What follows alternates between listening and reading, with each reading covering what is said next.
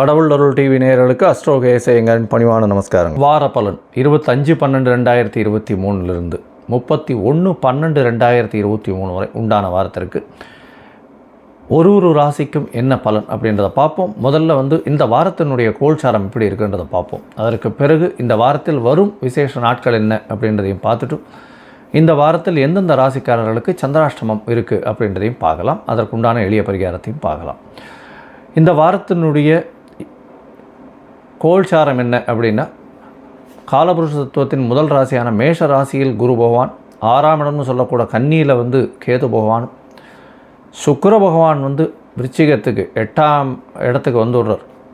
அதற்கு பிறகு செவ்வாய், புதன் மற்றும் சூரியன் 3 கிரகங்களும் இந்த வாரத்தில் தனுசுல இருக்கா. சனி பகவான் ஏற்கனவே மாறிட்டார். இந்த வாரத்தில் கும்பத்தில் சனி பகவானும், ராகு பகவான் மீனத்திலையும் இருக்கா. இந்த வாரத்தில் பார்த்தாலேனால் சந்திர பகவான் ரோகிணி நட்சத்திரத்திலிருந்து மக நட்சத்திரம் வரலும் போகிறார். ரோகிணி நட்சத்திரம் ரிஷப ராசியிலையும் மக நட்சத்திரம் சிம்ம ராசியிலையும் வருது. அதனால் ரிஷபம், மிதுனம், கடகம், சிம்மம் இந்த 4 ராசியிலையும் போகிறார் இந்த வாரம். இந்த வாரத்தில் வரக்கூடிய விசேஷ நாட்கள் அப்படின்னு பார்த்தாலேயானால் இந்த வாரம் ஆரம்பிக்கும் பொழுதுலேருந்தே ரொம்பவும் விசேஷம். 26ஆம் தேதி பௌர்ணமி, மிகப்பெரிய ஏற்றம்.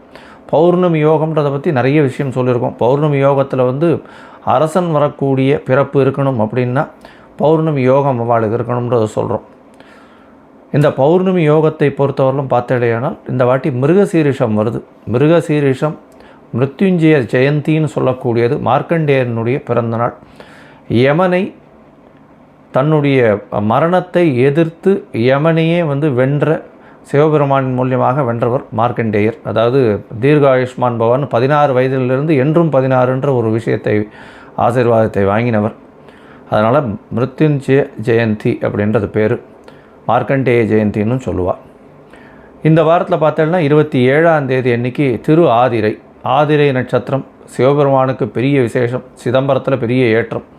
திருவாதிரைக்கு பார்த்தாலேயானால் பொதுவாகவே திருவாதிரை இந்த பெண்கள் எல்லாமே, கன்னி பெண்களாக இருக்கட்டும், சுமங்களாக இருக்கட்டும், அவெல்லாம் விரதம் இருப்பாள்.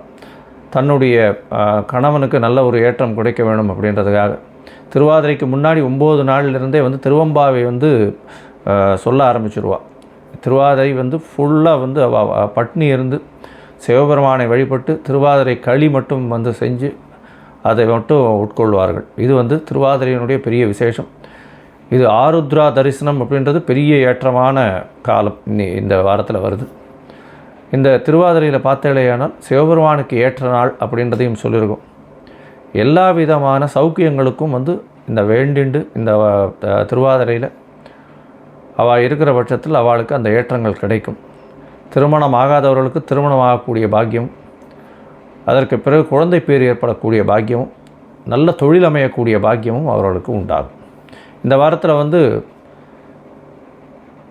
சதுர்த்தி வருது, 4ஆம் நாள். அதாவது சங்கடஹர சதுர்த்தி. பௌர்ணமியிலிருந்து கிருஷ்ணபக்ஷ சதுர்த்தின்னு சொல்லக்கூடிய 4ஆம் நாள் வருது. அது இந்த வாரம் 30ஆம் தேதி அன்றைக்கி சங்கடஹர சதுர்த்தி. இதுவும் ரொம்ப பெரிய விசேஷம். எந்த ஒரு பிரச்சனைகள் இருந்தாலும் சங்கடஹர அப்படின்னா சங்கடங்களை போக்கக்கூடிய சதுர்த்தி. விநாயகரை போய் ஒரு 9 தரம் சுற்றிட்டு ஒரு தேங்காயை உடைச்சிட்டு 9 தரம் தோப்பு கரணம் போட்டுட்டு வர்றது பெரிய ஏற்றம். சங்கடஹர சதுர்த்திக்கு நிறைய பேர் விரதம் இருப்பாள். இந்த விரதத்தின் மூலியமாக தொழிலில் பெரிய மேன்மை ஏற்படும். அவளுக்கு எல்லா விதமான எதிர்ப்பொழியையும் சமாளிக்கக்கூடிய அளவுக்கு பெரிய ஏற்றத்தை கொடுப்பார். இந்த வாரத்தில் பார்த்தாலேயானால் எந்தெந்த ராசிக்காரர்களுக்கு சந்திராஷ்டமம்னு பார்த்தோம்னா, சந்திராஷ்டமத்தை பொறுத்தவரைக்கும் துலாம், விருச்சிகம், தனுசு மற்றும் மகரம் இந்த 4 ராசிக்காரர்களுக்கு சந்திராஷ்டமம். சந்திராஷ்டமம்னா உங்களுடைய ராசிக்கு 8ஆம் இடத்துல சந்திர பகவான் மறையக்கூடிய காலத்தில் சந்திர பகவான் மனோகாரகன் மறைஞ்சதுனால தவறான முடிவுகள் எடுக்கக்கூடும். வெளியூர் வெளிமாநிலம் பிரயாணம் வேண்டாம், எந்த ஒரு புதிய டெசிஷன்ஸும் வேண்டாம்னு சொல்கிறோம். ஒருவேளை பண்ண வேண்டி இருந்ததே ஆனால் கட்டாயத்தில் இருந்தீர்கள், நீங்கள் வெளியூர் போக வேண்டி இருந்தது அப்படின்னா சந்திர பகவானுக்கு உண்டான எளிய பரிகாரமான அல்லி மலர் அருகில் இருக்கக்கூடிய சிவன் கோவிலில் கொடுத்துட்டு போங்க. நல்ல ஒரு ஏற்றம் வரும். சந்திராஷ்டமத்தின் தாக்கம் குறையும். சரி, என்னுடைய மொபைல் நம்பர் ஸ்க்ராலிங்கில் போயிட்டு இருக்கும். உங்களுக்கு அஸ்ட்ராலாஜிக்கல் கன்சல்ட் தேவைப்பட்டதுன்னா உங்களுடைய date, time, place of birth எனக்கு இது பண்ணுங்க, எனக்கு ஃபோன் பண்ணுங்க, அப்பாயின்மெண்ட்டு கொடுக்குறேன்.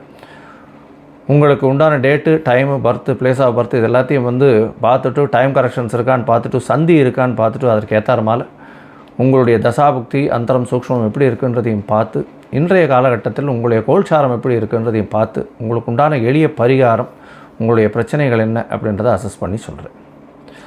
இப்போது ஒரு ராசியாக 25/12/2023 31/12/2023 வரை உண்டான வாரத்திற்கு மேஷம் முதல் மீனம் வரை எப்படி இருக்குன்றதை பார்க்கலாம். மிதுனம், மிருகசீரிஷம், திருவாதிரை, புனர்பூசம் இந்த 3 நட்சத்திரம் 9 பாதங்களை கொண்ட ராசி. ராசியின் அதிபதி புத பகவான் சமசப்தமத்தில் இருக்கிறது பெரிய விசேஷம். உங்களுடைய ராசிக்கு அஷ்டமத்து சனி விலகி இதுதான் முதல் வாரம் உங்களுக்கு ஒரு பெரிய ஏற்றம் கிடைக்கக்கூடிய காலகட்டம். மாற்றங்கள் மிகவும் அதிகமாக நிகழக்கூடிய காலகட்டம். இவ்வளோ நாளாக பெரிய பிரச்சனையில் இருந்திருப்பீங்க, பயங்கர ஸ்ட்ரெஸ் இருக்கும், பணத்தட்டுப்பாடுகள்லாம் ரொம்ப அதிகமாக இருந்திருக்கும். இப்போ வந்து அது எல்லாத்தையும் விட்டு சனி பகவான் 9ஆம் இடத்துல நகர்ந்திருக்கார். அது ஒரு பெரிய ஏற்றம். இந்த வாரத்தில் வந்து சனி பகவான் 9ஆம் இடத்துல நகர்ந்து இருக்கிறதே பெரிய விசேஷம். உங்களுடைய ராசிக்கு பார்த்தோன்னா 4ஆம் இடத்தில் இருக்கக்கூடிய கேது பகவான் மூலியமாக படிப்பில் சிறு சிறு பிரச்சனைகள் வரும். படிக்கக்கூடிய இளைஞர்களுக்கு வந்து மறதி கொஞ்சம் அதிகமாகவே இருக்கும், பிரச்சனைகள் இருக்கும். இருந்தாலும் புத பகவான் வந்து உங்களுடைய ராசியே பார்க்கறதுனால விடாது அதை படித்து வந்தீர்களேயானால் கண்டிப்பாக வெற்றி பெறக்கூடிய வாய்ப்புகள் நிச்சயமாக உண்டு. உங்களுடைய ராசிக்கு 11ஆம் இடத்துல குரு பகவான், 10ஆம் இடத்துல வந்து ராகு பகவான் இருக்கிறது பெரிய விசேஷம். தொழிலில் அபரிமிதமான ஏற்றம் இருக்கும். எந்த ஒரு தொழிலில் இருந்தீங்கன்னாலும் திடீரென்று ஒரு பெரிய ஏற்றம் கிடைக்கும். உங்களுக்கு புதிய பதவி, புகழ், அந்தஸ்து, கௌரவம்லாம் வரும். புதிய வேலை கிடைக்கக்கூடிய காலகட்டமாக இருக்கும். தொழில் அதிகமான லாபம் கிடைக்கக்கூடிய காலகட்டமாக இந்த வாரம் அமையிறது.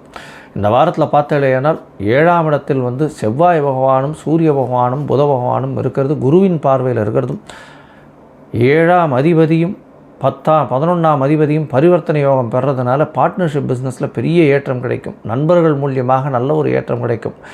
கணவன் மனைவிக்குள்ளே ஒரு நல்ல அந்யோன்யம் இருக்கக்கூடிய காலகட்டமாக இந்த வாரம் அமையிறது. இந்த வாரத்தில் பார்த்தீங்களேனால் சந்திர பகவான் உங்களுடைய ராசிக்கு 12ஆம் இடத்துல வந்து உச்சம் பெற்று போயிருக்கக்கூடிய காலகட்டமாக இருக்குது. 26ஆம் தேதி காலத்தால் ஒரு 10:15 மணி வரலும் வந்து சந்திர பகவான் அங்கே இருக்கார். அதற்கு பிறகு உங்களுடைய ராசியிலேயே வரார். 12ஆம் இடத்துல சந்திர பகவான் உச்சம் பெற்று இருக்கும்பொழுது சுபத்துவம் அடைகிறார். அதனால் வெளியூர், வெளிமாநிலம், வெளிநாட்டிலிருந்து நல்ல ஒரு செய்தி வரக்கூடிய வாய்ப்புகள் உண்டு. சுப செலவுகள் வரக்கூடிய வாய்ப்புகள் நிச்சயமாக உண்டு. வீடு வாங்கக்கூடியது, வீடு விற்கக்கூடிய வாய்ப்புகள் நிச்சயமாக இந்த வாரம் இருக்கும். உங்களுடைய ராசிக்கு பார்த்தீங்கன்னா ராசியிலேயே வரக்கூடிய சந்திர பகவான் 26ஆம் தேதி காலத்தாலிருந்து 28ஆம் தேதி மாலை ஒரு 6 மணி வரலும் இருக்கார். இந்த காலகட்டத்தில் உங்களுக்கு ஒரு பெரிய ஏற்றமான காலம். உங்களுடைய ராசியிலேயே வந்து பௌர்ணமி யோகம் அமையிறதுனால உடல் நலத்தில் நல்ல ஒரு ஏற்றம் இருக்கும். பெரிய மாற்றங்கள் நிகழக்கூடிய காலகட்டமாக இந்த வாரம் அமைய போகிறது. அதீத சுபத்துவம் கிடைக்கக்கூடிய பௌர்ணமி சந்திரன் வந்து உங்களுடைய ராசியில் இருக்கார். இதை தவிர உங்களுடைய ராசிக்கு பார்த்தேனால் உடல் நலத்தில் நல்ல ஏற்றம் இருக்கக்கூடிய காலகட்டம். எடுத்த முடிவுகள் அனைத்தும் வெற்றி பெறக்கூடிய காலகட்டமாக இருக்கும். உங்களுடைய ராசிக்கு 2ஆம் இடத்துல சந்திர பகவான் போகிறார். பேச்சில் நல்ல நளினம் இருக்கும். ஆட்சி பெற்ற சந்திர பகவானாக இருக்கிறதுனால நல்ல ஒரு ஏற்றம் கிடைக்கக்கூடிய காலகட்டமாக இருக்கும். பண வரவிற்கு பஞ்சம் இருக்காது. பணத்திற்கு பஞ்சம் இல்லாத காலகட்டமாக இருக்கும். அதுவும் இந்த மிதுன ராசிக்காரர்கள் ஐடி ஃபீல்டில் இருக்கிறவா, கம்யூனிகேஷன் ஃபீல்டில் இருக்கிறவா, எலக்ட்ரிக்கல் இன்ஜினியர்ஸு, அதை தவிர வந்து இந்த ஆட்டோ ஓட்டுநர்கள், ஃபுட்டு கேரியர்ஸு, இவாளுக்கெல்லாம் வந்து பெரிய ஏற்றம் கிடைக்கக்கூடிய வாரமாக இந்த வாரம் அமையிறது. உங்களுடைய ராசிக்கு பார்த்தீங்கன்னா 3ஆம் இடத்துல சந்திர பகவான் போகிறார். 31ஆம் தேதியிலிருந்து 2ஆம் தேதி வரலும் அங்கே இருக்கார். இந்த காலகட்டத்தில் முயற்சிகள் அனைத்தும் வெற்றி பெறும். இளைய சகோதரம் மூலியமாக நல்ல ஒரு வெற்றி கிடைக்கக்கூடிய காலகட்டமாக இருக்கும். பாட்டு பாடக்கூடிய இசை வல்லுநர்கள் அவர்களுக்கெல்லாம் பெரிய ஏற்றம் இருக்கும். அதை தவிர வந்து இன்ஸ்ட்ருமெண்டல் மியூசிக்கில் பண்ணுறவர்களுக்கு பெரிய ஏற்றம் கிடைக்கக்கூடிய வாரமாக இருக்குது. இந்த வாரத்தில் பார்த்தீங்கன்னா நீங்கள் அருகில் இருக்கக்கூடிய பாடலாதிரி நரசிம்மர் கோவிலுக்கு போயிட்டு வாங்க. நல்ல ஒரு ஏற்றமும் மாற்றமும் உங்களுடைய வாழ்க்கையில் நிச்சயமாக கிடைக்கும்.